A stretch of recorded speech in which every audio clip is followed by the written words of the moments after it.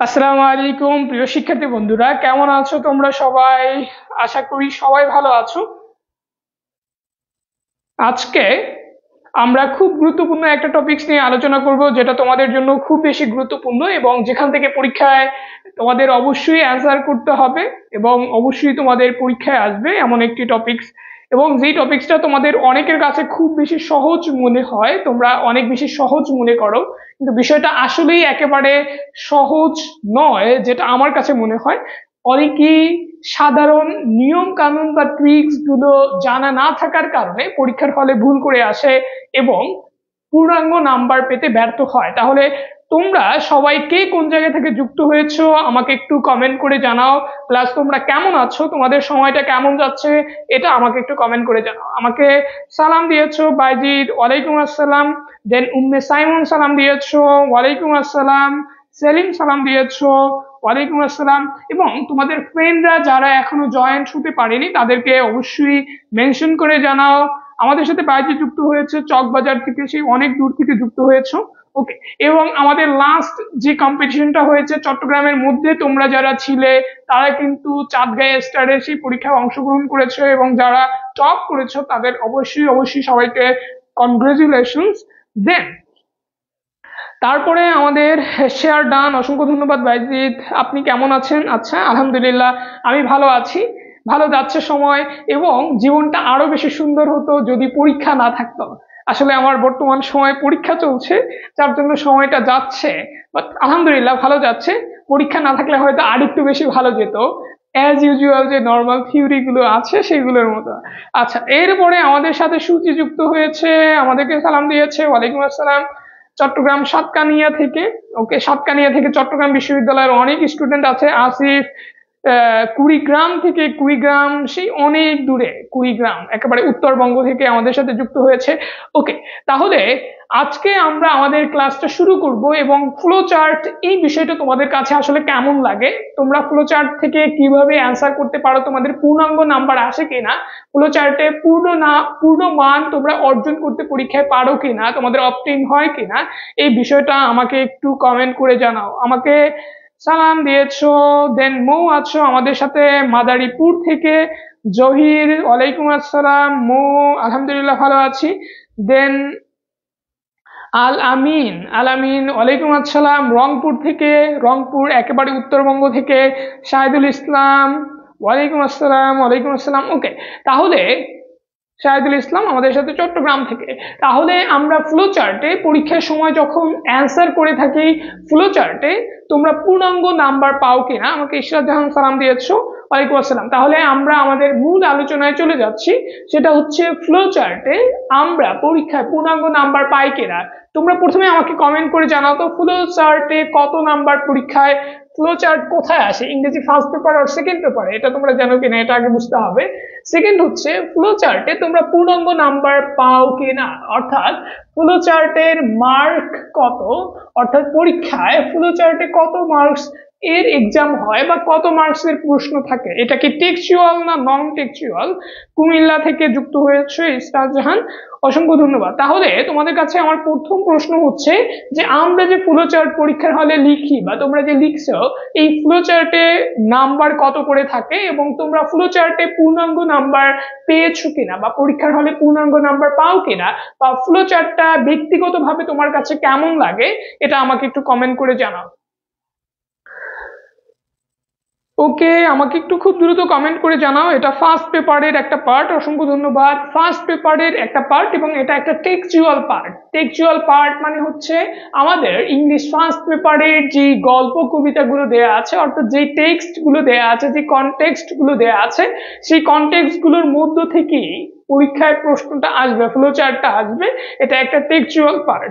দ্বিতীয়ত হচ্ছে, আচ্ছা, ফ্লো চার্ট মোটামুটি সহজ মনে হয়, বাজেট বলেছো, অবশ্যই ফ্লো চার্ট সহজ। 10 মার্কের ফ্লো চার্ট কি 10 মার্ক না 5 মার্ক, এটা আমাকে একটু কমেন্ট করে জানাও। ফ্লো চার্টে আমরা কত মার্কে অ্যান্সার দেই বা অ্যান্সার করে থাকি, এটা কি 10 মার্কের থাকে না 5 মার্কের থাকে, এটা আমাকে একটু কমেন্ট করে জানাও, দেখি তোমরা এটা আমাকে বলতে পারো কিনা।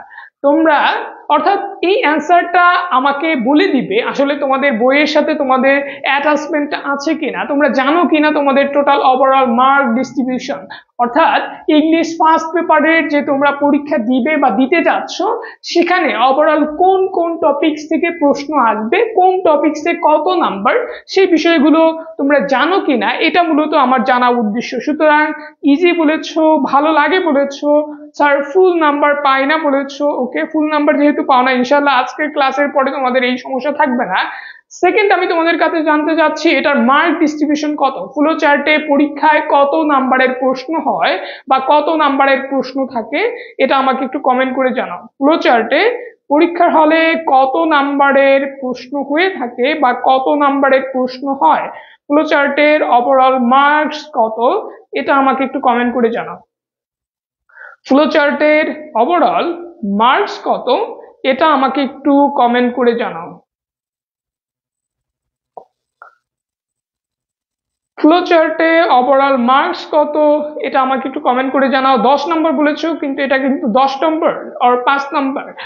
ফ্লো চার্টে অবশ্যই অবশ্যই 5 নাম্বার, নট 10 নাম্বার। ফ্লো চার্টে কত নাম্বার, ফ্লো চার্টে 5 নাম্বার, তাহলে 5 নাম্বার কিন্তু অনেক বেশি গুরুত্বপূর্ণ। 5 নাম্বার অনেক বেশি গুরুত্বপূর্ণ। 2 নং কোশ্চেন 5 নাম্বার বলেছে, 5 নাম্বার বলেছে, তাহলে ফ্লো চার্টে কত মার্কস, ফ্লো চার্টে অনলি 5 মার্কস, এবং এই 5 মার্কস পাওয়া খুবই সহজ। এবং ফ্লো চার্ট পাওয়ার জন্য তোমাকে কি করতে হবে, টেক্সট গুলো পড়া থাকতে হবে বা জানা থাকতে হবে। তাহলে আমরা নিয়মগুলো একটু যদি দেখে নেই, এখানে দেখো ফ্লো চার্টের ক্ষেত্রে পরীক্ষার হলে প্রথমে তোমাকে একটা প্যাসেজ দেয়া থাকবে, ওই প্যাসেজটা খুব মনোযোগ সহকারে পড়তে হবে। প্যাসেজটা পড়ার আগে তোমাকে যে প্রশ্নটা দেয়া থাকবে ওই প্রশ্নের হেডিংসটা ভালো করে পড়তে হবে বা হেডলাইনটা ভালো করে পড়তে হবে। তাহলে 1 নম্বরে আমরা যেটা দেখবো যে প্রশ্নের মধ্যে শোয়িং বা মেনশনিং এর পরে, অর্থাৎ প্রশ্নের মধ্যে প্রথম পার্টের পর থেকে তোমরা দেখবা যে শোয়িং বা মেনশনিং এর পরে ফ্লো চার্টের সাবজেক্ট থাকবে। কি থাকবে, ফ্লো চার্টের সাবজেক্টটা দেয়া থাকবে শোয়িং বা মেনশনিং এর পরে। তুমি প্রশ্নটা পড়বা, প্রশ্নের পরে দেখবা শোয়িং মেনশনিং, এরপরে ফ্লো চার্টটা কিসের উপরে লিখবো এটার হিন্টস দেয়া থাকবে বা কোশ্চেনটা দেয়া থাকবে। তাহলে হচ্ছে 1 নম্বরে যে প্যাসেজটা দেয়া থাকবে আমাকে দেখতে হবে যে আমি যে ফ্লো চার্টটা লিখবো এটা কোন সাবজেক্টের উপরে লিখবো বা কোন টপিকস এর উপরে লিখবো। ফর এক্সাম্পল নেলসন ম্যান্ডেলা সম্পর্কে আসলো, এখন তুমি নেলসন ম্যান্ডেলার কোন অ্যাক্টিভিটিস গুলো নিয়ে ফ্লো চার্ট তৈরি করবে, নেলসন ম্যান্ডেলার অ্যাচিভমেন্টস নিয়ে ফ্লো চার্ট তৈরি করবে, নেলসন ম্যান্ডেলার ওয়ার্কস বা স্ট্রাগল নিয়ে ফ্লো চার্ট তৈরি করবে, নেলসন ম্যান্ডেলার এডুকেশন লাইফ নিয়ে ফ্লো চার্ট তৈরি করবে, না ওভারঅল একটা সালের ফ্লো চার্ট তৈরি করবে।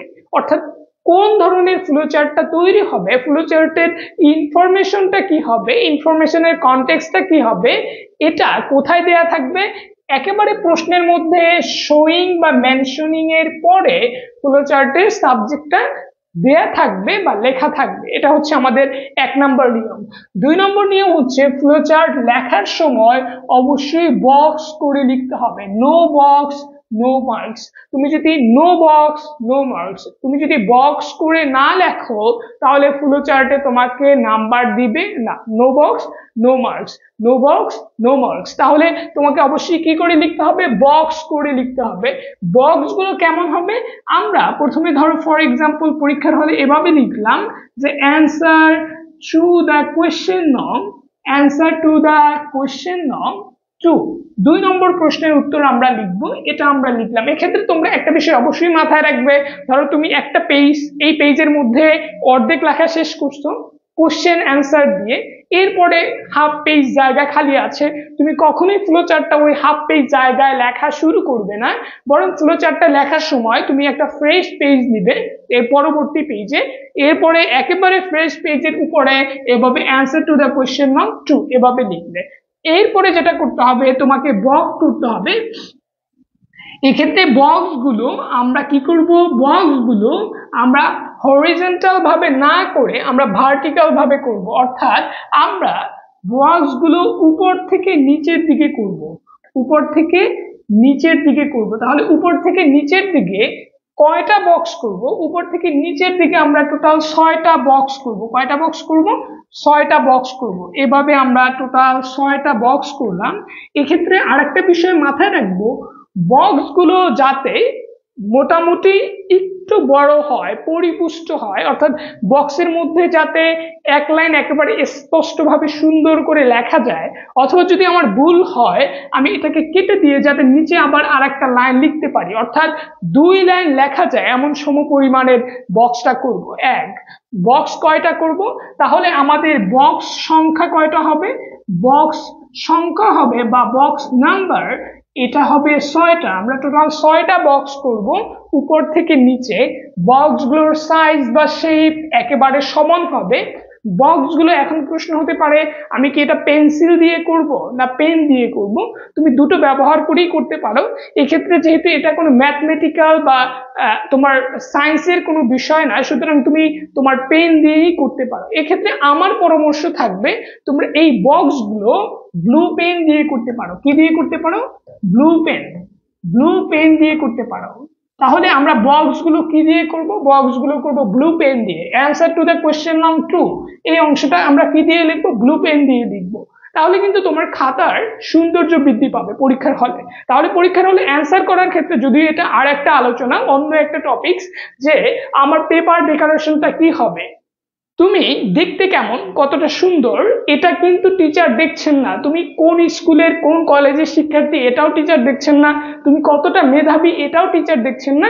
টিচার তোমাকে পরিমাপ করবেন তুমি কোন লেভেলের স্টুডেন্ট তোমার খাতার প্রেজেন্টেশন দেখে। সুতরাং খাতার প্রেজেন্টেশন, খাতা যতটা পরিপাটি নিট অ্যান্ড ক্লিন হবে, তোমার নাম্বার ততটা বেশি আসার সম্ভাবনা তৈরি হবে। অর্থাৎ তুমি সঠিক অ্যান্সার করার পরেও তোমার ডেকোরেশন সুন্দর থাকার কারণে টিচার দেখা যায় মন থেকে মন খুলে নাম্বার দিবে, বিশেষ করে রাইটিং পার্টগুলোতে ওভারঅল ডেকোরেশন দেখে। যার জন্য পরীক্ষার হলে বিশেষ করে আমরা যখন মার্জিন করব, মার্জিন করার ক্ষেত্রে আমরা পেন্সিল ব্যবহার করতে পারি। দেন হচ্ছে অ্যান্সার টু দ্য কোয়েশ্চেন নং এগুলো লেখার ক্ষেত্রে আমরা ব্লু পেন ব্যবহার করতে পারি। অর্থাৎ ব্লু পেন এবং ব্ল্যাক পেন এই দুটোই কিন্তু পরীক্ষার হলে কি করা যায়? ব্যবহার করা যায়। আমরা জানি শুধু ব্ল্যাক পেন ব্যবহার করা যায় এরকম একটা ধারণা আছে। পরীক্ষার হলে আমরা একসাথে ব্লু এবং ব্ল্যাক পেন দুটোই ব্যবহার করতে পারি। কিন্তু মনের ভুলেও কখনো তোমরা আবার পিঙ্ক কালার ব্যবহার করো না, পিঙ্ক অথবা রেড কালার, তাহলে কিন্তু আবার ঝামেলা হয়ে যাবে। তাহলে আমরা পরীক্ষার হলে কোন কালার ব্যবহার করব না? রেড কালার, পিঙ্ক কালার বা এর আশেপাশে কম্বাইন্ড যে কালার গুলো আছে এগুলো ব্যবহার করা যাবে না। পরীক্ষার হলে আমরা ব্লু পেন বা ব্ল্যাক পেন ব্যবহার করব। তাহলে ব্লু পেন ব্ল্যাক পেন দিয়ে আমরা ব্লু পেন দিয়ে কি করব? অ্যান্সার টু দ্য কোয়েশ্চেন নং 2, 3। আবার তোমরা যখন সিকিউ লিখবে, সিকিউ এর ক্ষেত্রে ক, খ, ঘ, ঘ এগুলো তোমরা কি দিয়ে লিখবে? ব্লু পেন দিয়ে লিখবে। তাহলে আমরা এই যে ফ্লো চার্টে বক্স গুলো করব, বক্স গুলো কি দিয়ে করব? বক্স গুলো করব ব্লু পেন দিয়ে। এবং কয়টা বক্স করব? বক্স করব টোটাল 6টা। এরপরে 3 নম্বরে যেটা করতে হবে সেটা হচ্ছে আমাদের প্রশ্নের মধ্যে একটা বক্সে উত্তর দেয়া থাকবে। প্রশ্নের মধ্যে একটা ফ্লো চার্টের উত্তর বা ক্লু দেয়া থাকবে। ফ্লো চার্টে কি দেয়া থাকবে? ক্লু দেয়া থাকবে, অর্থাৎ একটা উত্তর দেয়া থাকবে। তাহলে 1 নম্বরে যে উত্তরটা দেয়া থাকবে এটা আমরা কি করব? এটা আমরা প্রথম বক্সের মধ্যে লিখব। তাহলে যেভাবে দেয়া আছে প্রশ্নে আমরা এভাবেই লিখব। ধরো এভাবে দেয়া আছে এ নাম্বার, এ নাম্বার পরে উত্তরটা দেয়া আছে, তাহলে এ নাম্বার দিয়ে উত্তরটা দেখব। তাহলে এভাবে করে আমরা A B C D E F total কত পর্যন্ত করব? এফ পর্যন্ত করব। অথবা এখানে যদি রোমান সংখ্যা দেয়া থাকে বক্সের মধ্যে বা প্রশ্নের মধ্যে, তাহলে আমরা এটাকে রোমান সংখ্যায় লিখব। অথবা যদি 1 2 3 4 আকারে দেয়া থাকে তাহলে আমরা কি করব? 1 2 3 4 আকারে লিখবো। তাহলে এক্ষেত্রে আমরা কি করলাম? আমাদের 3 নম্বর ধাপ গেল। 4 নম্বর ধাপ আর একটা বিষয় আমরা খেয়াল রাখবো, সেটা হচ্ছে এই যে বক্স গুলো করলাম এই বক্স গুলোকে একটার সাথে আরেকটা মধ্যে একটা রো চিহ্ন দিয়ে কি করে দিতে হবে? সংযোগ তৈরি করে দিতে হবে। অর্থাৎ এভাবে একটা রো সাইন ব্যবহার করব, এভাবে একটা রো সাইন ব্যবহার করব। উপর থেকে নিচের দিকে এসে নিচে আমরা তীরের মতো দিব, অর্থাৎ উপর থেকে নিচে একটা তীর চিহ্ন ব্যবহার করব বক্সগুলোকে সংযুক্ত করার জন্য। এরপরে যদি আমরা একটু বোর্ডটা ক্লিয়ার করি, দেন দেখো 3 নম্বরের যে নিয়মটা দেয়া আছে, বক্সের ভিতরে যা লিখবে তারপরে ফুল স্টপ লেখা যাবে না, ফুল স্টপ দিলে নাম্বার পাবে না। তাহলে এটাও কিন্তু মোস্ট ইম্পর্টেন্ট একটা নিয়ম। 3 নম্বরের যে নিয়মটা মাথায় রাখতে হবে, 2 এবং 3 ট্রিপল স্টার একটা নিয়ম, যে বিষয়গুলো তোমরা অনেকেই হয়তো জানো না, যেটা আমার ধারণা, সেটা হচ্ছে আমরা অনেকেই বক্স করার ক্ষেত্রে ডান থেকে বামের দিকে করি, এদিক থেকে এদিকে করি, আবার অনেকে হচ্ছে বক্স না করি অ্যান্সার গুলো লিখে দিয়ে আসো, যার জন্য তোমাদের পরীক্ষার হলে নাম্বার কিন্তু তোমরা পাও না, এক্সপেক্টেড নাম্বার আসে না, বা তোমরা এই বিষয়ে কিন্তু অগাফিল থেকে যাও। তাহলে নো বক্স নো নাম্বার, আমরা বক্স করলাম, মার্কস পেলাম, দেন বক্সের ভিতরে যে অ্যান্সারটা লিখবো সেই অ্যান্সারের পরে কি ব্যবহার করা যাবে না, ফুল স্টপ ব্যবহার করা যাবে না, কমা ব্যবহার করা যাবে না, আর কোনো পাঞ্চুয়েশন মার্কস ব্যবহার করা যাবে না। তাহলে বক্সের মধ্যে যেই ফ্রেজটা লিখবো, এক্ষেত্রে আর একটা বিষয় চলে আসছে, কিন্তু বক্সের মধ্যে যে উত্তরটা হবে সেই উত্তরটা হবে ফ্রেজ আকারে। কি আকারে হবে? ফ্রেজ আকারে। এখন তোমাদের কাছে প্রশ্ন হতে পারে, হোয়াট ইজ ফ্রেজ? ফ্রেজ মানে হচ্ছে শব্দগুচ্ছ, ফ্রেজ মানে কিন্তু বাক্য না, বাক্য মানে হচ্ছে ক্লোজ বা সেন্টেন্স। তাহলে আমাদের উত্তর হিসেবে আসবে ফ্রেজ, আমরা উত্তর হিসেবে কিন্তু ক্লোজ বা সেন্টেন্স ব্যবহার করতে পারবো না। ওই যে ফ্রেজটা ব্যবহার করব, সেই ফ্রেজের পরে আমরা ফুল স্টপ, কমা, দাড়ি, পাঞ্চুয়েশন মার্কের মধ্যে সেমিক্লোন, ক্লোন কোনো সাইনই কি করা যাবে না, ব্যবহার করা যাবে না। 4 নম্বর, খেয়াল রেখো যেন বক্স গুলো একই মাপের হয়, বক্স একটা বড় একটা ছোট। আবার পরীক্ষার হলে এমনও করে অনেক স্টুডেন্ট যে অ্যান্সার 5টা 6টা লেখার পরে এরপরে কি করে, বক্স করে, অর্থাৎ তুমি 6টা অ্যান্সার লিখছো, লেখার পরে বক্স করছো, তাহলে কি হবে, তোমার একটা বক্সের সাইজ বড় হতে পারে, আর একটা বক্সের সাইজ ছোট হতে পারে, আবার একটা মানে বক্সের তোমার উপর থেকে নিচের যে শেপ গুলো, তাহলে তোমার অ্যান্সারটা বড় হয়েছে, এই বক্সটা দেখা যায় উপর থেকে নিচে এক মাপের, পরেরটা আবার একটু ছোট, তারপরেরটা আবার একটু বড়, তার মানে এটা দেখতে কিন্তু একটা হিবিজিবি অবস্থা হয়ে যাবে, এটা আসলে সুন্দর দেখায় না। তার মানে আমরা আগেই কি করব, বক্স গুলো এঁকে নিব, বক্স গুলোর সাইজ সমান হবে এবং শেপও কি হবে, সমান হবে, অর্থাৎ বক্স গুলো একই মাপের হতে হবে।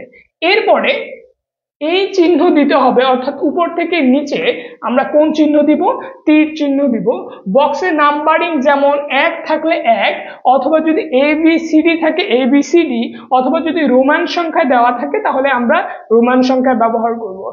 যেই বক্স তোমার জন্য করা থাকবে সেই বক্স সহ লিখবে, যেটা আমরা অলরেডি বলেছি, অর্থাৎ 5 নাম্বার, কিন্তু আমাকে অ্যান্সার লিখতে হবে 6টা, অর্থাৎ প্রশ্নের মধ্যে যে অ্যান্সারটা দেওয়া আছে সেটা লিখতে হবে, সেটার সাথে সাথে আরো 5টা উত্তর লিখতে হবে।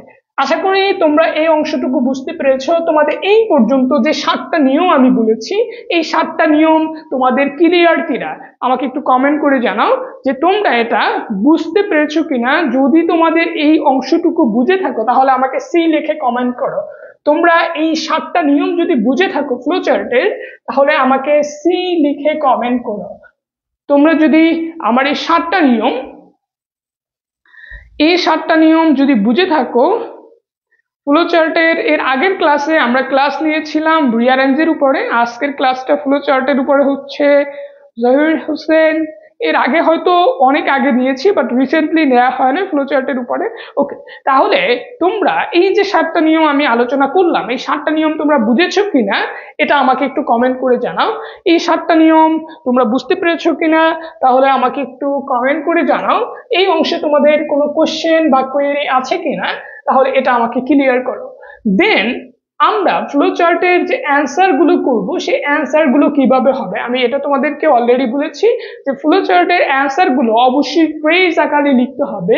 ফ্লোচার্টের অ্যান্সার গুলো কখনোই বাক্যাকারে লেখা যাবে না, অর্থাৎ ক্লোজ আকারে লেখা যাবে না। তাহলে ফ্রেজ এবং ক্লোজের মধ্যে পার্থক্য কি? ফ্রেজ হচ্ছে যার মধ্যে কোনো সাবজেক্ট এবং ফাইনাইট ভার্ব থাকে না। ফ্রেজ কি? ফ্রেজ হচ্ছে যেই শব্দগুচ্ছের মধ্যে কখনো কি থাকবে না, সাবজেক্ট থাকবে না এবং ফাইনাইট ভার্ব থাকবে না। আর ক্লোজ হচ্ছে যার মধ্যে কি থাকবে, একটা সাবজেক্ট থাকবে, একটা ফাইনাইট ভার্ব থাকবে। মজার বিষয় হচ্ছে পরীক্ষায় অনেক স্টুডেন্ট আছে যারা কি করে পুরো সেন্টেন্স সহ বক্সের মধ্যে উঠায় দেয়। তোমাকে অ্যান্সার যতটুকু জানতে চাইছে অতটুকু না লিখে পুরো প্যাসেজের মধ্যে থেকে মিল রেখে রেখে পুরো সেন্টেন্স উঠিয়ে দিচ্ছে, অথবা একসাথে পুরো লাইনটা উঠিয়ে দিচ্ছে, অথবা যতটুকু শব্দ দেওয়ার কথা ততটুকু না দিয়ে অনেক বাড়াইয়া দিচ্ছে। কেন দিচ্ছে? কারণ তারা নিয়মটা আসলে বুঝতে পারছে না যে কিভাবে একটা ফ্রেজ তৈরি করতে হয়। অনেক স্টুডেন্ট এটা জানে না যে কিভাবে একটা ফ্রেজ লিখতে হয়, কিভাবে একটা ক্লোজ লিখতে হয়, what is the difference between phrase and close, এই বিষয়টা অনেকে জানে না, যার জন্য তারা এই ভুলটা করে থাকে। তাহলে আমরা ফ্রেজ গুলো কিভাবে তৈরি করব, আমরা যদি একটু অ্যান্সার দেখি, বা এখানে টোটাল দেখো 6টা নিয়ম আছে ফ্রেজ তৈরি করার। আমরা যদি 1 নম্বরে একটু খেয়াল করি, 1 নম্বর হচ্ছে ভার্বের আইএনজি প্লাস এক্সটেনশন। এক্ষেত্রে তোমরা এটা জেনে থাকবে যে নন ফাইনাইট ভার্ব হচ্ছে 3 প্রকার। নন ফাইনাইট ভার্ব কত প্রকার? নন ফাইনাইট ভার্ব হচ্ছে 3 প্রকার। 1 নম্বরে হচ্ছে ইনফিনিটিভ, 2 নম্বরে হচ্ছে পার্টিসিপল, 3 নম্বরে হচ্ছে জিরান্ট। এটা তোমাদেরকে জানতে হবে। Non finite verb, non finite verb বা অসমাপিকা ক্রিয়া, নন ফাইনাইট ভার্ব বা অসমাপিকা ক্রিয়া 3 প্রকার। 1 নম্বরে হচ্ছে ইনফিনিটিভ, ইনফিনিটিভ। 2 নম্বরে হচ্ছে পার্টিসিপল, ইনফিনিটিভ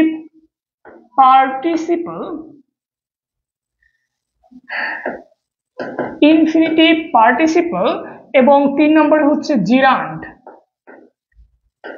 ইনফিনিটিভ পার্টিসিপল জিরান্ড। এই পার্টিসিপল হচ্ছে কি আবার 3 প্রকার, এটা আমরা দেখব। প্রথমে দেখো ইনফিনিটিভ কি, আমরা যখন একটা ফ্রেজ তৈরি করব, ফ্রেজ তৈরি করার জন্য কি দিয়ে কি লাগতে পারে? ইনফিনিটিভ লাগতে পারে, বা ইনফিনিটিভ দিয়ে আমরা ফ্রেজ তৈরি করতে পারি। ইনফিনিটিভটা কি?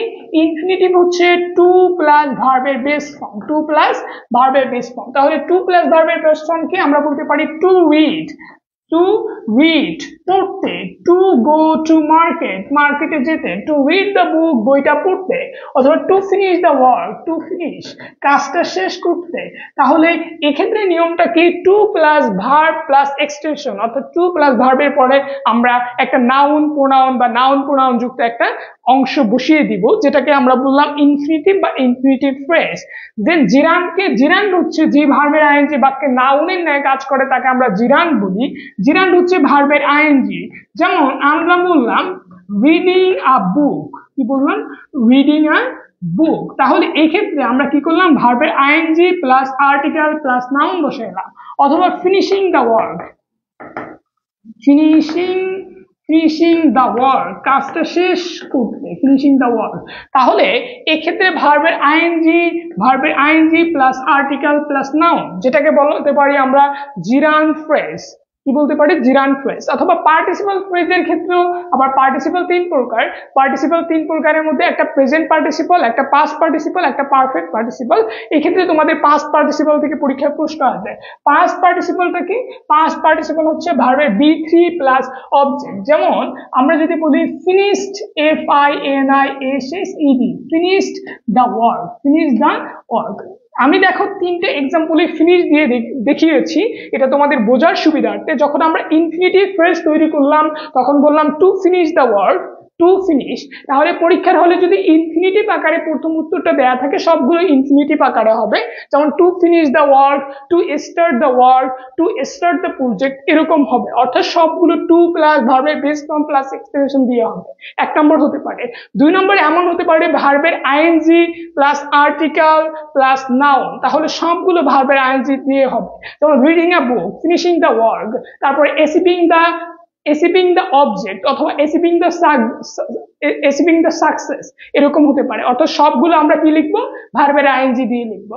অথবা প্রশ্নের মধ্যে আমাদের উত্তরটা কি দিয়ে দেয়া আছে? B3 দিয়ে দেয়া আছে। অর্থাৎ প্রথম B3, তারপরে হচ্ছে কি একটা আর্টিকেল বা ডিটারমাইনার্স প্লাস নাউন দেয়া আছে। তাহলে সবগুলো আমাদের কি দিয়ে লিখতে হবে? ভার্বের B3 ফর্ম দিয়ে লিখতে হবে।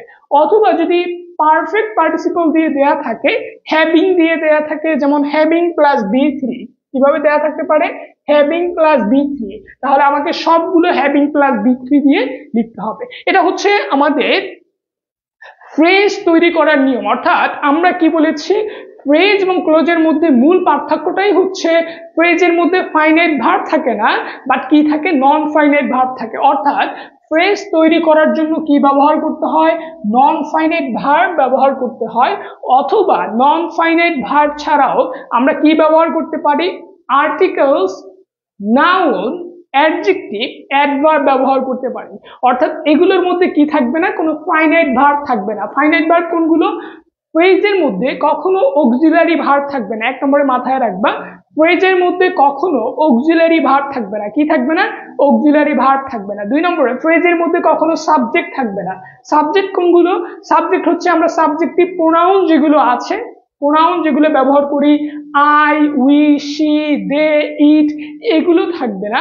অথবা কোনো ব্যক্তির নাম, কোনো জায়গার নাম, কোনো বস্তুর নাম, কোনো নাম অ্যাজ এ সাবজেক্ট সেন্টেন্সের মধ্যে কি করবে না, ফ্রেজের মধ্যে থাকবে না। এটাই হচ্ছে মূল পার্থক্য। আশা করি তোমরা এটা বুঝতে পেরেছো। অর্থাৎ আমরা অ্যান্সারটা কিভাবে করব, অর্থাৎ আমরা ফ্রেজটা কিভাবে তৈরি করব, এটাকে আরো সহজে বোঝানোর জন্য আমি তোমাদেরকে যদি একটু দেখাই, দেখো নোটের ক্ষেত্রে আবারও বলা হয়েছে শোয়িং বা মেনশনিং এর পরে ফ্লোচার্টের সাবজেক্ট লেখা থাকবে, auxiliary verb, modal auxiliary verb, adverbs এগুলো বাদ যাবে। then answer should be in box, answer অবশ্যই বক্সের মধ্যে হতে হবে, no box no marks, এবং তুমি বক্স করবে না তার মানে তুমি কি পাবে না, তুমি কোনো নাম্বার পাবে না। তাহলে no box no number, no box no number। ওকে, আমার কথা কি শোনা যাচ্ছে? you are stuck।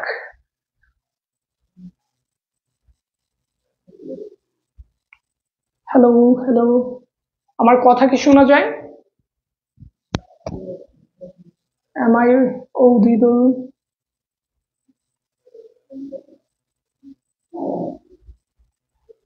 ওকে, তাহলে এবার একটু যদি আমরা খেয়াল করি,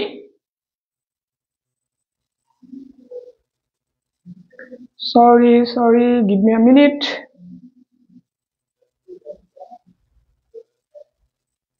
আটকে আছে কেন? দেন তাহলে আমরা এরপরে যেখানে ছিলাম, দেখো আমরা যেখানে আলোচনা করতেছিলাম, এরপরে আমরা একটা দেখি, এখানে একটা এক্সাম্পল দেখি।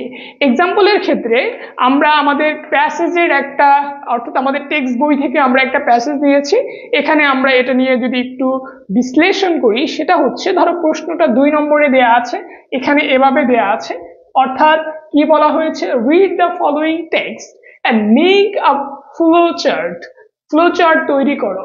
এরপরে দেখো আমি বলেছি শোয়িং বা মেনশনিং এর পরে কি দেয়া থাকবে, সাবজেক্ট দেয়া থাকবে। তাহলে শোয়িং এর পরে দেখি আমরা ফ্লোচার্টটা কি নিয়ে তৈরি করব, the activities and achievements of Nelson Mandela.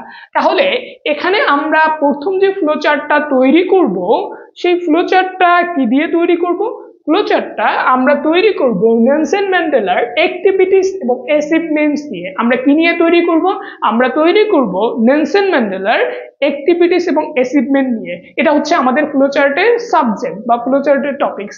আবার 2 নম্বরে এমনও হতে পারে যে make a flowchart showing the purposes of Nelson Mandela. তাহলে নেলসন ম্যান্ডেলার যে পারপোজেস গুলো ছিল, নেলসন ম্যান্ডেলার যে লক্ষ্য উদ্দেশ্যগুলো ছিল, সেগুলো নিয়ে কি তৈরি করো, সেগুলো নিয়ে ফ্লোচার্ট তৈরি করো। তাহলে এক্ষেত্রে আমরা কি বলেছি, ফ্লোচার্টের সাবজেক্ট দেয়া থাকবে কোথায়, সাবজেক্ট দেয়া থাকবে শোয়িং বা মেনশনিং এর পরে। তাহলে এই অংশটা আশা করি তোমরা বুঝতে পেরেছো। তাহলে আমরা প্রথম পার্টটা নিয়ে যদি ফ্লোচার্ট তৈরি করি নেলসন ম্যান্ডেলার অ্যাক্টিভিটিস এবং অ্যাচিভমেন্টস নিয়ে। এখন দেখো এক্ষেত্রে আমাদের যে, যদি এখানে এটার অ্যান্সারটা দেয়া আছে তোমরা দেখে ফেলতেছো, তারপর আমরা যদি একটু দেখি নেলসন ম্যান্ডেলার অ্যাক্টিভিটিস কি ছিল এবং তার অ্যাচিভমেন্টস গুলো কি ছিল। অ্যাক্টিভিটিস এর মধ্যে প্রথম যে উত্তরটা দেয়া আছে, এখানে দেখো এটা দেয়া আছে guided South African from the shackles of apartheid to multiracial democracy। তাহলে এখানে এটা দেয়া আছে গাইডেড, তাহলে কি দিয়ে শুরু হয়েছে, এটা শুরু হয়েছে B3 দিয়ে। যেহেতু এটা B3 দিয়ে শুরু হয়েছে, তার মানে আমার ফ্লোচার্টের সবগুলো কি দিয়ে শুরু হবে, অবশ্যই B3 দিয়ে শুরু হবে। অর্থাৎ এটা আমাদের শুরু হবে পাস্ট পারফেক্ট দিয়ে। কোনটা দিয়ে শুরু হচ্ছে, পাস্ট পারফেক্ট, অর্থাৎ পার্টিসিপেলের 3 নম্বর যে পার্ট। আমরা যে পার্টিসিপল 3 প্রকার, present, participle, past participle, perfect participle, তাহলে এক্ষেত্রে আমরা পাস্ট পার্টিসিপল ব্যবহার করতেছি, অর্থাৎ বি3 ফর্ম ব্যবহার করতেছি। তাহলে বি3 প্লাস বাকি অংশ বা এক্সটেনশন, তাহলে guided the South African from the shackles of apartheid, এটা তার একটা অ্যাক্টিভিটিস ছিল।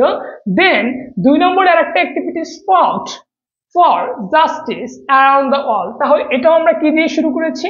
এটা আমরা শুরু করেছি বি3 দিয়ে। দেখো, fought for justice around the world, পুরো বিশ্ব জুড়ে কিসের জন্য যুদ্ধ করেছেন? জাস্টিসের জন্য যুদ্ধ করেছেন। এক্ষেত্রে কিন্তু এখানে আমি ফাইট ব্যবহার করতে পারবো না, FIGHT ফাইট ব্যবহার করতে পারবো না, অথবা আমি ফাইটিং ব্যবহার করতে পারবো না। কি ব্যবহার করতে পারবো না? ফাইটিং ব্যবহার করতে পারবো না। যদিও তোমার উত্তরে বা প্যাসেজের মধ্যে ফাইটিং দেয়া থাকতে পারে, টু ফাইট দেয়া থাকতে পারে, অথবা কি দেয়া থাকতে পারে? শুধু ফাইট দেয়া থাকতে পারে।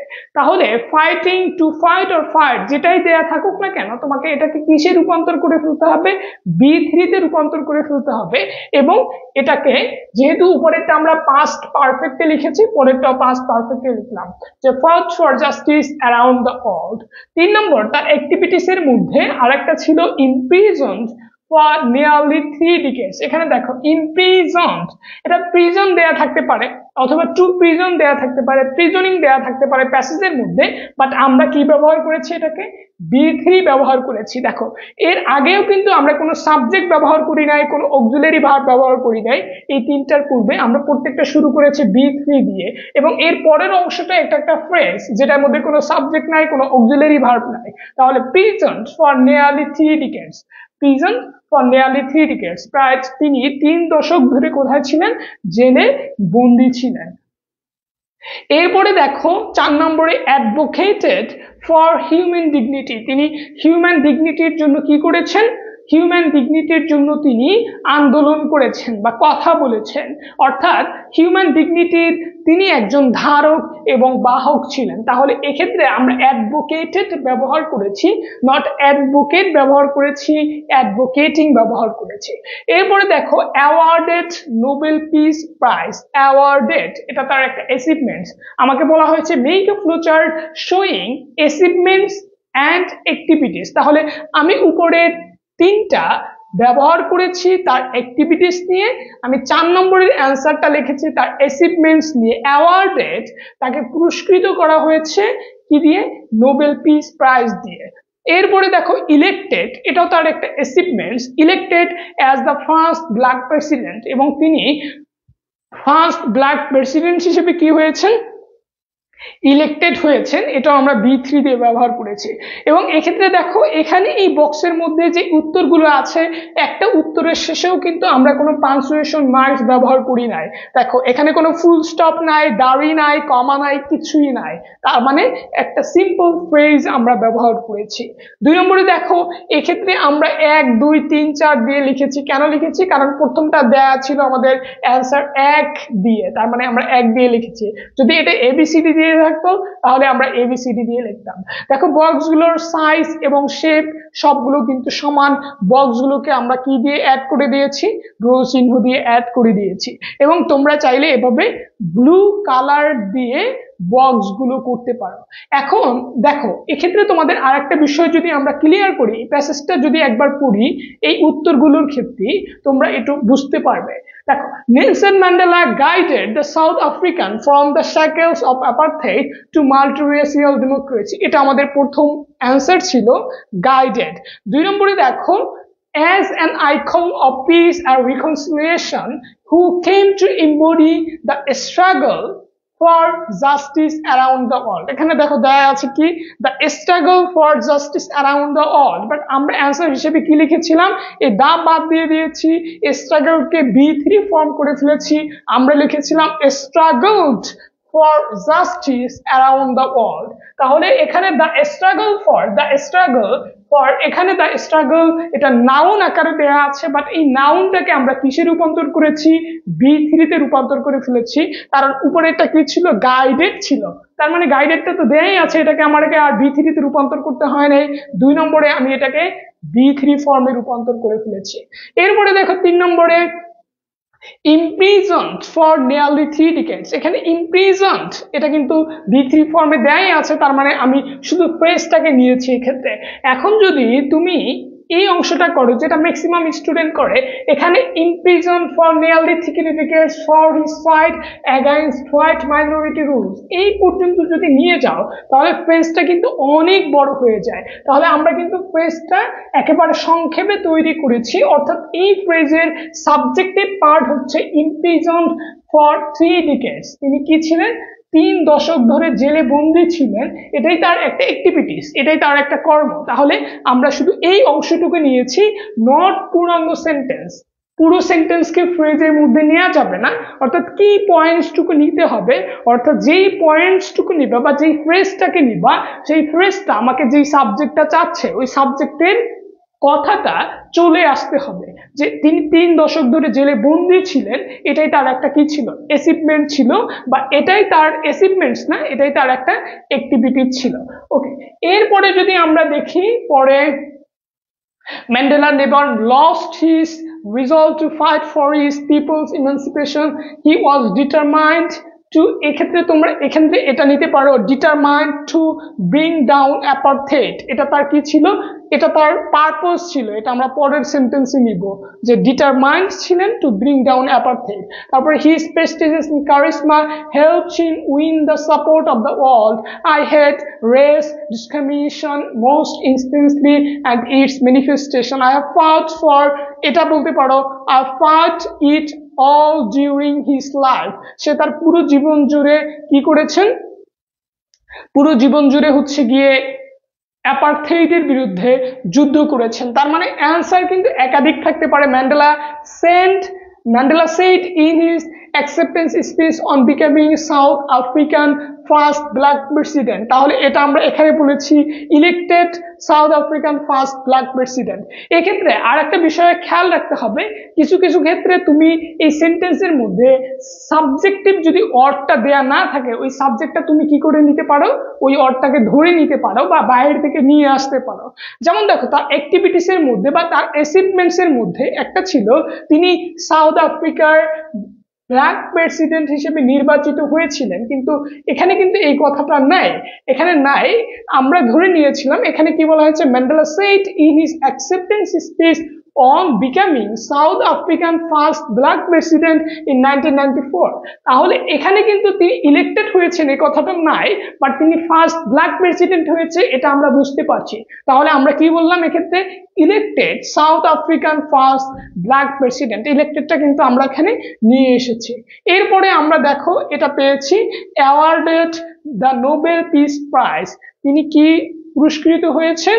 নোবেল পিস প্রাইজ পেয়েছেন, বা নোবেল পিস প্রাইজে তাকে পুরস্কৃত করা হয়েছে। নিগোশিয়েটেড দ্য এন্ড অফ অ্যাপারথেইড, এটাও আমরা এখানে অ্যান্সার হিসেবে কি করতে পারতাম? নিতে পারতাম। তাহলে দেখো, awarded Nobel peace prize, elected first black president, advocated for human dignity, ইমপ্রিজনড for nearly 3 decades, fought for justice around the world, guided the South African from the shackles of apartheid to multiracial democracy। তাহলে এই অংশটুকু আসলে তোমরা বুঝতে পেরেছো কিনা, বা এই অংশের মধ্যে তোমাদের কোনো কোয়েরি আছে কিনা, কোনো বিষয় জানার আছে কিনা, তাহলে আমাকে একটু কমেন্ট করে জানাও। অর্থাৎ ফ্লোচার্ট লেখার যে নিয়মটুকু আমি আলোচনা করেছি, এই অংশটুকু তোমরা বুঝতে পেরেছো কিনা, বা এই অংশের মধ্যে তোমাদের কোনো কোশ্চেন আছে কিনা। যদি কোশ্চেন থেকে থাকে তাহলে আমাকে করো, আর যদি কোশ্চেন না থাকে তাহলে বুঝেছো কিনা এটা আমাকে একটু কমেন্ট করে জানাও।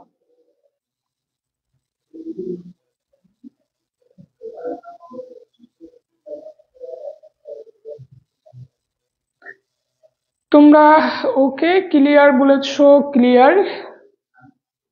ঈশ্বর জাহান বলেছো জি ভাইয়া অল ক্লিয়ার, ওকে। দেন শরীফা বলেছো, সুলতানা শরীফা অল ক্লিয়ার। এখানে কি শুধু ভার পরিবর্তন হবে?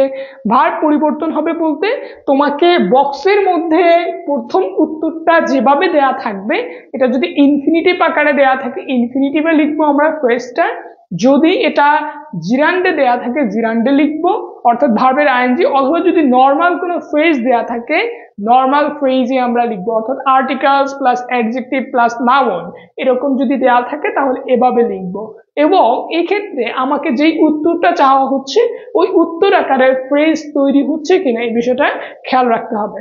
আশা করি বুঝতে পেরেছো। অর্থাৎ আমাকে যেটা করতে হবে, প্রথমে যে উত্তরটা দেয়া থাকবে সেই উত্তরটা যে ফরম্যাটে দেয়া থাকবে বাকি 5টা উত্তর ওই ফরম্যাটই লিখতে হবে। যেমন দেখো এখানে আর একটা অ্যান্সার আছে, সেটা হচ্ছে দেখো to establish multi racial democracy, এটা তার পারপোজ ছিল। কি পারপোজ ছিল? যে মাল্টি রেসিয়াল ডেমোক্রেসিকে কি করে এস্টাবলিশ করা। তাহলে এটাকে আমরা কিভাবে লিখেছি? টু প্লাস ভার্বের বেস ফর্ম প্লাস এক্সটেনশন। এখন দেখো এটা ইনফিনিটিভ আকারে দেওয়া আছে, তার মানে সবগুলো আমরা ইনফিনিটিভ আকারে লিখেছি। To establish justice around the world, to establish human dignity, to establish a democratic free society, to live together with harmony, to enjoy equal opportunities. তাহলে আমরা সবগুলো কিভাবে লিখেছি? ইনফিনিটিভ আকারে লিখেছি। সবগুলো কিভাবে লিখেছি? ইনফিনিটিভ আকারে লিখেছি। আশা করি তোমরা বুঝতে পেরেছো। ওকে, এবার আশা করি বুঝতে পেরেছো। অন্য ফর্মে দিলে মার্কস পাবো। অন্য ফর্মে দিলে মার্কস, অন্য ফর্ম বলতে তুমি অন্য ফর্মে যদি ফ্রেজ লেখো তাহলে অবশ্যই তোমাকে মার্কস দিবে না। অর্থাৎ তোমাকে প্রথম যে অ্যান্সারটা দেয়া আছে সেই অ্যান্সারটা যেই ফরম্যাটে দেয়া থাকবে এই ফরম্যাটেই লিখতে হবে। অন্য ফরম্যাটে লিখলে মার্কস দিবে না। ওকে ভাইয়া, কিছু বুঝি নাই, একেবারে কিছুই বুঝো নাই। কেন কিছু বুঝো নাই? বোঝার কথা, আই ডোন্ট নো। ওকে, কোন জায়গায় বুঝো নাই, কোন পয়েন্টটা বুঝো নাই এটা আমাকে একটু কমেন্ট করে জানাতে হবে। ওকে, একবার রিপিট চাই বলেছো এসডি রাহুল।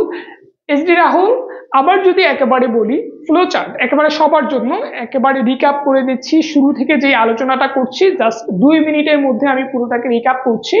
ফ্লো চার্ট ইংরেজি ফার্স্ট পেপারের একটা অংশ, যেটায় পরীক্ষায় 5 মার্কস থাকে। এটা টেক্সচুয়াল একটা পার্ট, অর্থাৎ টেক্সটের মধ্যে যেগুলো আছে সেগুলোর মধ্য থেকেই আসবে।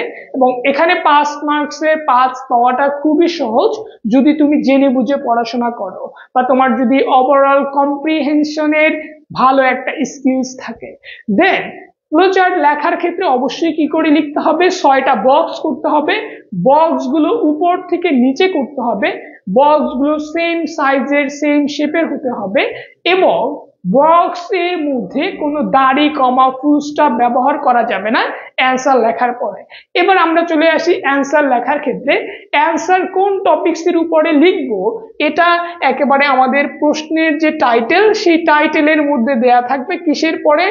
শোয়িং অথবা মেনশনিং এর পরে। শোয়িং এর পরে কি দেয়া আছে? The activities or achievements of Nelson Mandela, showing the purpose of Nelson Mandela. একটা বলা হয়েছে পারপোজ আর একটা অ্যাচিভমেন্ট, এটা পাইলাম সাবজেক্ট। এরপরে পরীক্ষায় প্রশ্নে একটা অ্যান্সার দেয়া থাকবে 1 নম্বরে। সেই অ্যান্সারটা যেই ফরম্যাটে দেয়া থাকবে, অ্যান্সারটা হবে ফ্রেজ আকারে, যেই ফরম্যাটে দেয়া থাকবে সেই ফরম্যাটে লিখতে হবে। অ্যান্সারটা যদি ভার্বের B3 ফর্ম দিয়ে শুরু হয় তাহলে আমাকে বাকি 5টা অ্যান্সার B3 ফর্মে লিখতে হবে। অ্যান্সারটা যদি পরীক্ষায় দেয়া থাকে 2 প্লাস ভার্বের বেস ফর্ম আকারে তাহলে আমাকে বাকি 5টা অ্যান্সার 2 প্লাস ভার্বের বেস ফর্ম আকারে লিখতে হবে। অ্যান্সারটা যদি দেয়া থাকে articles plus adjective plus noun আকারে তাহলে সবগুলো আমাকে articles plus adjective plus noun আকারে লিখতে হবে। অথবা অ্যান্সারটা যদি দেয়া থাকে একটা শব্দের তাহলে পুরো 5টা সেন্টেন্স লিখতে হবে একটা শব্দের করে। অর্থাৎ কিছু কিছু ক্ষেত্রে দেখবে যে এমনও ফ্লো চার্ট আসে যেগুলো উত্তর হচ্ছে একটা শব্দ, অর্থাৎ একটা শাল দেয়া আছে তাহলে আমাকে শালের একটা ক্রোনোলজি ব্যবহার করতে হবে, একটা সিকোয়েন্স ব্যবহার করতে হবে। আশা করি বুঝতে পেরেছো। এবং তোমরা যদি প্রিভিয়াস ইয়ারে যে কোশ্চেন গুলো এসেছে সেগুলো যদি বাসায় বসে প্র্যাকটিস করো আশা করি তোমরা পরীক্ষার হলে একেবারে নির্দ্বিধায় পূর্ণাঙ্গ নাম্বার পাবে। তাহলে তোমাদের নেক্সট ক্লাস পর্যন্ত হোমওয়ার্কস কি থাকবে? প্রিভিয়াস ইয়ারে বিগত বছরগুলোতে যে ফ্লোচার্ট গুলো এসেছে সেই ফ্লোচার্ট গুলো বাসায় বসে একটু প্র্যাকটিস করবে। তাহলে যারা আমাকে ধন্যবাদ দিয়েছো তোমাদেরকেও অসংখ্য ধন্যবাদ খুব মনোযোগ সহকারে ক্লাসটা করার জন্য। সবাই নেক্সট ক্লাস পর্যন্ত ভালো থাকবে, সুস্থ থাকবে, সবার সুস্বাস্থ্য এবং দীর্ঘায়ু কামনা করে আজকের ক্লাসটা এখানেই শেষ করছি। আসসালামু আলাইকুম। ফরম্যাট গুলোর ব্যাপারে প্লিজ বলবেন। আচ্ছা, ফরম্যাট গুলো কিন্তু আমি তোমাদের এই অংশটা তোমরা স্ক্রিনশট দিয়ে নিতে পারো। How to make short notes or phrase তৈরি করার নিয়মগুলো হচ্ছে verb plus ING plus extension, being plus extension, having plus extension, subject plus verb plus extension, article adjective plus noun, to plus ভার্বের বেস ফর্ম প্লাস এক্সটেনশন, ভার্বের past participle plus extension. এক্ষেত্রে পরীক্ষায় maximum টাইমে প্রশ্ন আসে এই তিনটা দিয়ে, অর্থাৎ ভার্ব প্লাস এক্সটেনশন, ভার্বের আইএনজি অর্থাৎ এটাকে জিরান বলেছি, এই 5 নম্বরে টু প্লাস ভার্বের বেস ফর্ম প্লাস এক্সটেনশন, অথবা ভার্বের B3 প্লাস এক্সটেনশন অর্থাৎ পাস্ট পার্টিসিপল প্লাস এক্সটেনশন, অথবা এটা article plus adjective plus noun. এই অংশটা তোমরা জাস্ট স্ক্রিনশট দিয়ে নিতে পারো। কিছু কিছু ক্ষেত্রে ভার্বের আইএনজি বিং অথবা হ্যাভিং দিয়ে আসতে পারে, যেমন এটা এরকম হতে পারে, যেমন বিং আ ডক্টর, এরকম হতে পারে DOCTOR। তাহলে এক্ষেত্রে আমরা কি দিয়ে শুরু করলাম? অর্থাৎ আমরা জানি বিং কখন হয়, এটা তোমাকে মাথায় রাখতে হবে। বিং ব্যবহার করব যদি কোনো সেন্টেন্সের মধ্যে am is are থাকে। কি থাকে? am is are, was were, am is are, was were, am is are, was were যুক্ত সেন্টেন্স গুলোকে আমরা এটা কিন্তু কোথায় পড়েছি? ট্রান্সফরমেশন অফ সেন্টেন্সে পড়েছি। ট্রান্সফরমেশন অফ সেন্টেন্সে কমপ্লেক্স অথবা কম্পাউন্ড সেন্টেন্স গুলোকে সিম্পল সেন্টেন্সে রূপান্তর করার জন্য প্রথম বাক্যে am is are, was were এর পরিবর্তে কি ব্যবহার করি? আমরা বিং ব্যবহার করি। আমরা যদি বিং ব্যবহার করি তখন এটা কি হয়ে যায়? ফ্রেজ হয়ে যায়, তখন আর এটা সেন্টেন্স থাকে না। তাহলে am is are, was were এর পরিবর্তে আমরা কি ব্যবহার করব? বিং প্লাস বাকি অংশ, বিং এর পরে যা থাকবে তা ব্যবহার করব। এক্ষেত্রে এরপরে যদি প্রিন্সিপাল ভার্ব থাকে, প্রিন্সিপাল ভার্বের ওটা কিন্তু তখন আবার B3 হয়ে যাবে। আবার হ্যাভ, হ্যাজ, হ্যাড এর ক্ষেত্রে আমরা কি ব্যবহার করি? হ্যাভিং ব্যবহার করি। এরপর এক্সটেনশন, এক্সটেনশন মানে এর পরের যে অংশটুকু থাকবে সেই অংশটুকু বুঝবে। আশা করি তোমরা এটা বুঝতে পেরেছো। আচ্ছা, কাজে লাগবে। ওকে, অসংখ্য ধন্যবাদ মিথিলা। দেন রাহুল বলেছো থ্যাঙ্কস ব্রো। ইশরাত জাহান, ওকে। দেন হচ্ছে গিয়ে তালুকদার, দীপ তালুকদার, দেন রাহুল, ওকে, অসংখ্য ধন্যবাদ যারা আমাকে ধন্যবাদ দিয়েছো এবং তোমাদেরকে মনোযোগ সহকারে ক্লাস করার জন্য আবারও ধন্যবাদ। সবাই একটু ভালো করে পড়াশোনা করবে, পড়াশোনা করলে ইনশাআল্লাহ এই বিষয়গুলো সলভ হয়ে যাবে। এরপরে যদি কোনো কোশ্চেন থাকে ইনশাআল্লাহ আমরা পরবর্তী ক্লাসগুলোতে এই বিষয়গুলো নিয়ে আলোচনা করব। তাহলে সবাই ভালো থাকো, সুস্থ থাকো। আসসালামু আলাইকুম ওয়া রাহমাতুল্লাহ।